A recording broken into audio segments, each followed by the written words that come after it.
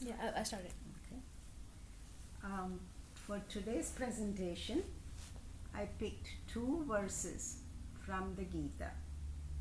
One is from the 4th chapter and the other one is from the 7th chapter.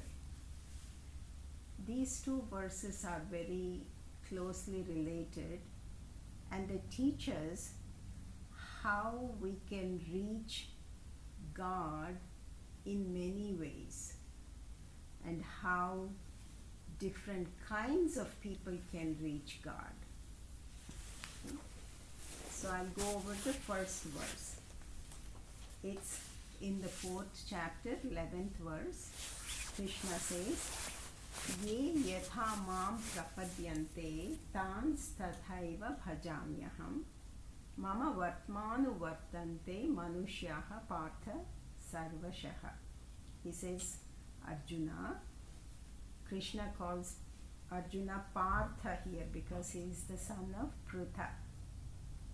He says, Arjuna, whatever way people approach me, I accept that way and I bless them and I respond to them in that way. And people follow my path in different ways all over.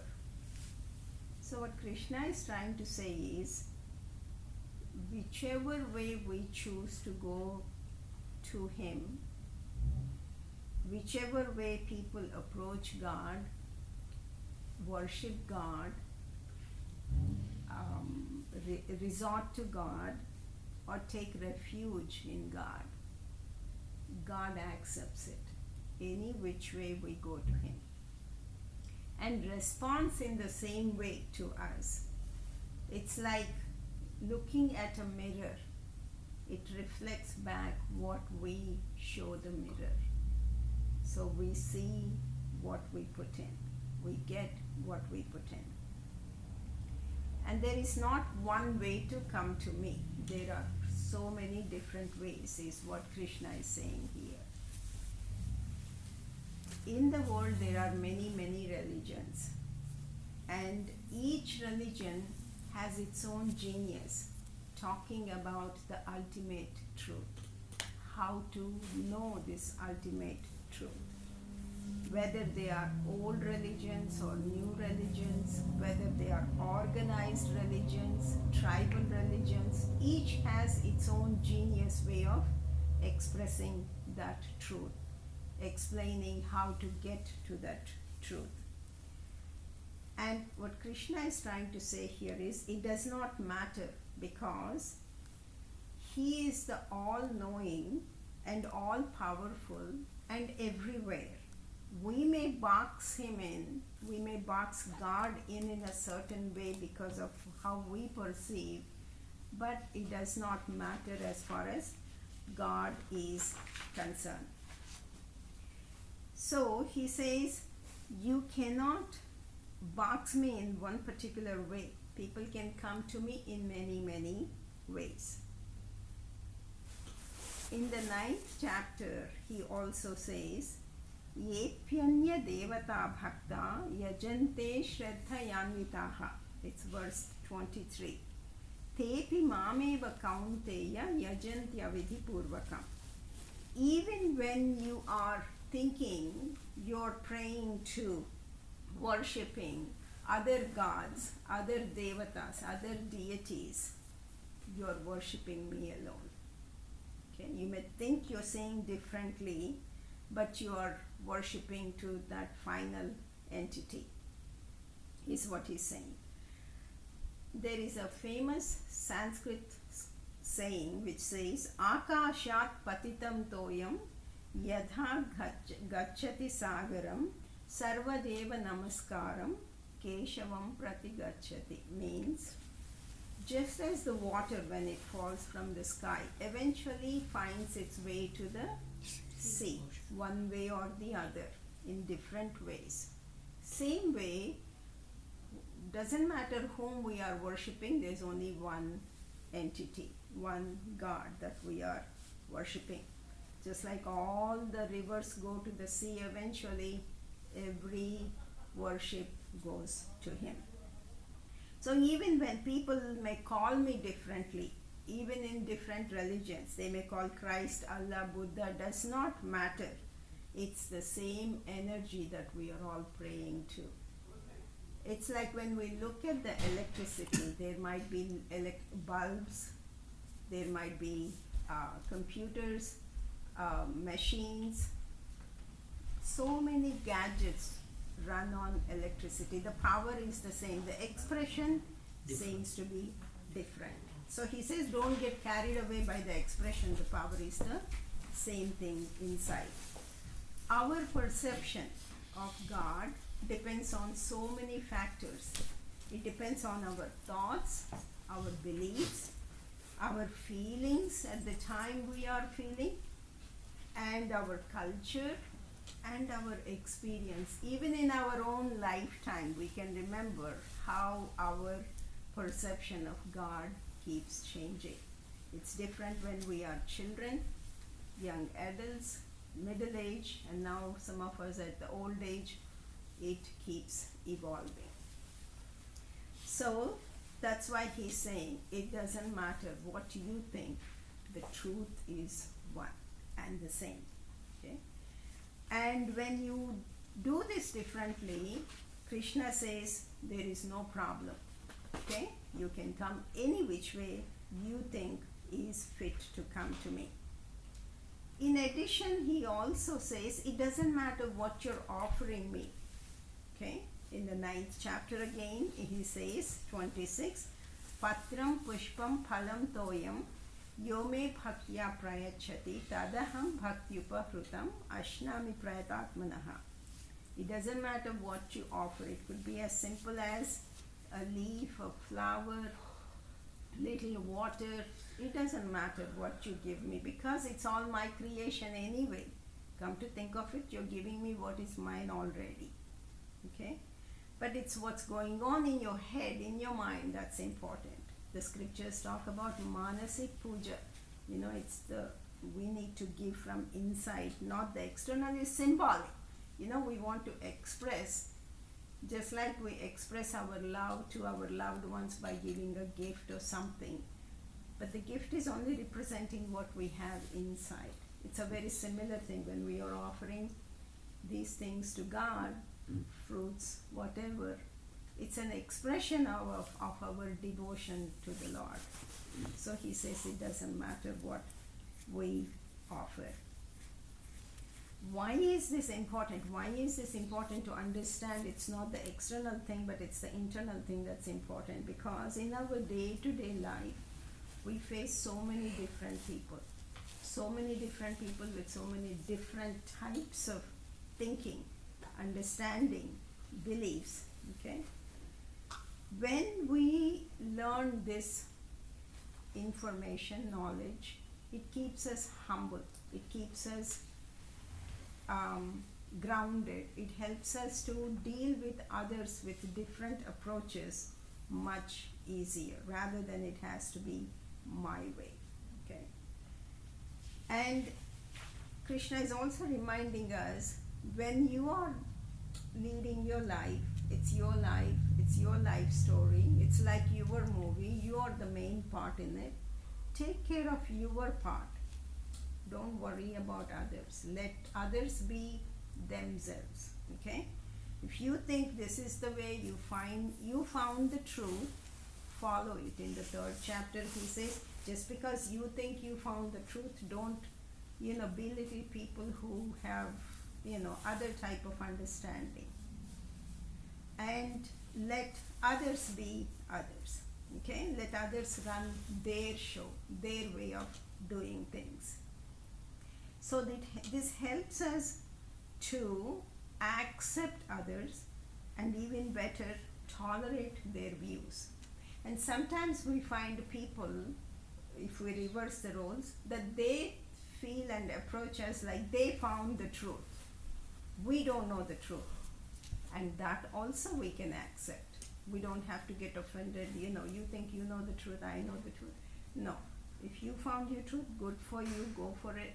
Let me run my show, you do your thing. Okay?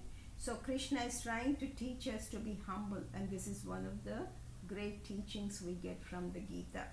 Be humble, okay? Because the knowledge, the information, the truth is so vast. What you think you know is not the only way to look at it. So this helps us to keep getting into judgment that I know better, you do not know type of thing. When we get into that mode, that aham, that's when we suffer. We get ourselves separated from the others. Judgment disturbs us. It keeps us from joy. Okay, so Krishna is teaching us, get rid of all those notions as much as you can. So to repeat it one more time, which is a very important verse, very popular verse, and it's a universal tenet, any which way. There is not one way to come. Ye yatha mam prapadyante tans tathaiva bhajamyaham mama vartmanu vartante manushyaha partha sarvashaha.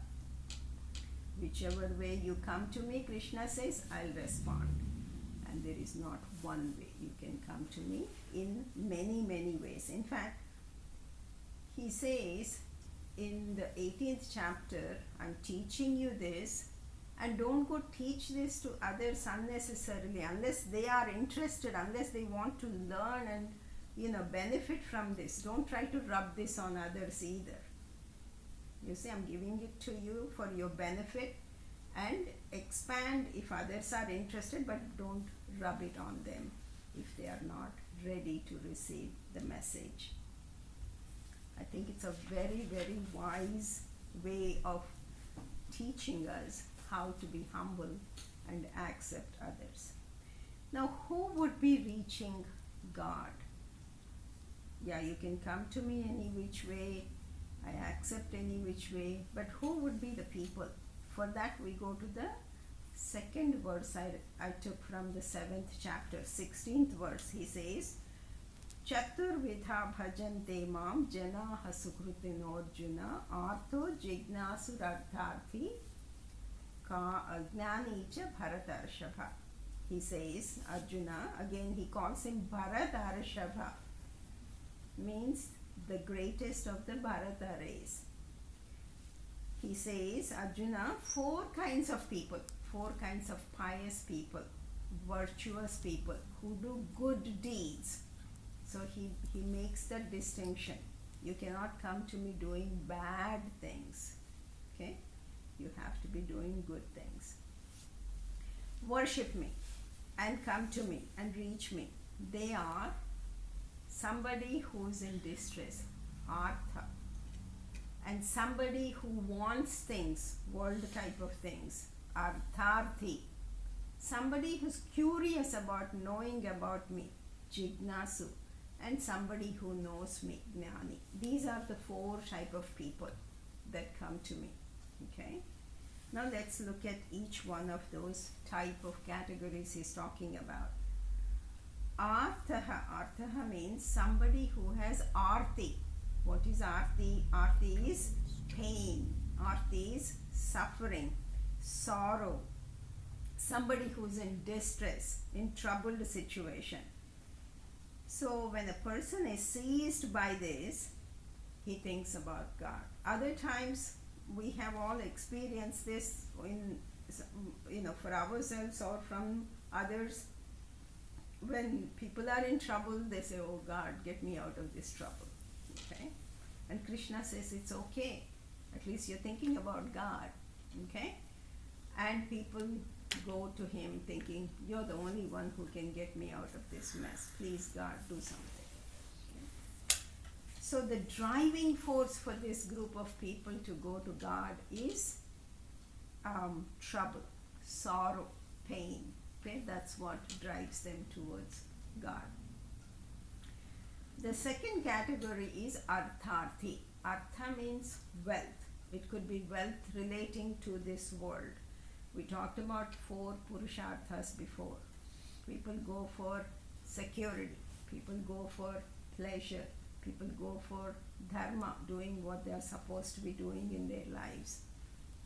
So all this worldly type of wealth, and asking for wealth by itself is not objectionable according to what Krishna is talking about. Because if you think about money, money is very important. It helps us to live, helps us to enjoy life.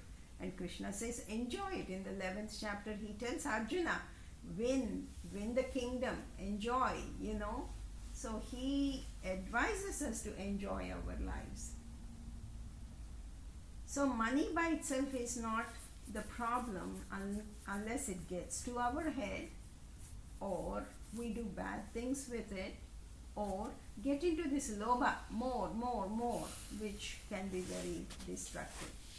And come to think of it, money, wealth is represented by Lakshmi, goddess of money, wealth, all sorts of wealth.